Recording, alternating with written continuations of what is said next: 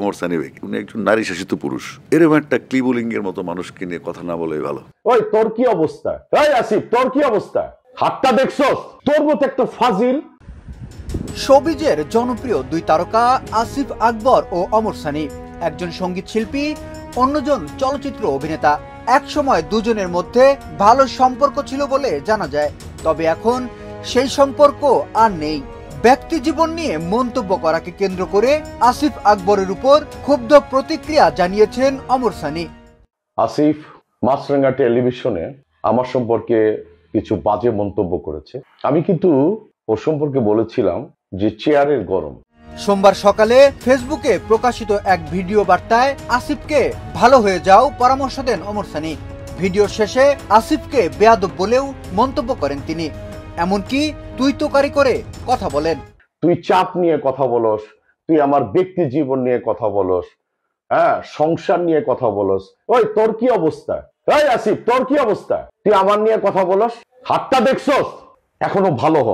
সম্প্রতি মাছরাঙ্গা টিভিকে দেওয়া এক সাক্ষাৎকারে আসিফ আকবর ওমর সানিকে নারী শাসিত বলে সমালোচনা করেন। এ নিয়ে ক্ষোভ প্রকাশ করেন সুপারহিট চাঁদের আলো সিনেমার এই নায়ক। আপনি আমার সম্পর্কে মাছরাঙ্গা টেলিভিশনে বললেন নারী শাসিত। আসিফ, তুই গিয়া মৌসুমীরে গিয়া জিজ্ঞেস কর আমার অবস্থান কোথায়। ওমর সানি বলেন, আজ সকালে দেখলাম মাছরাঙ্গা টিভিতে আসিফ আমার ব্যক্তি জীবন নিয়ে বাজে মন্তব্য করেছেন। আমি তার সম্পর্কে শুধু বলেছিলাম চেয়ারের গরম, তার ব্যক্তি বা পরিবার নিয়ে কোনো মন্তব্য করিনি। সে ব্যক্তি জীবনে কেমন কিভাবে চলে সবই আমি জানি, তার নোংরা জীবনের কোনো কথাই আমি বলিনি।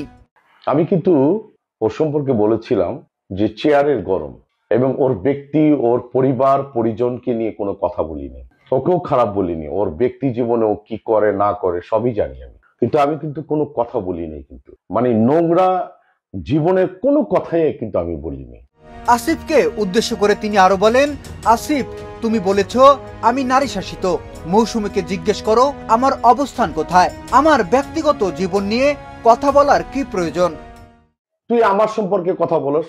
তুই মৌসুমীর সামনে আমার সামনে দাঁড়ায় কথা বলতে পারবি? ওই করে আমি কি দেখছি জানোস না তুই? আসিফের অবস্থান নিয়ে প্রশ্ন রেখে তিনি বলেন, ওই আসিফ তোর অবস্থান কোথায়? হাত দেখেছিস? সাহস থাকলে সামনে এসে কথা বল। উল্লেখ্য, আসিফ আকবর 2001 সালে তার প্রথম অ্যালবাম ও প্রিয়া তুমি কোথায় এর মাধ্যমে পপ গায়ক হিসেবে ব্যাপক জনপ্রিয়তা অর্জন করেন।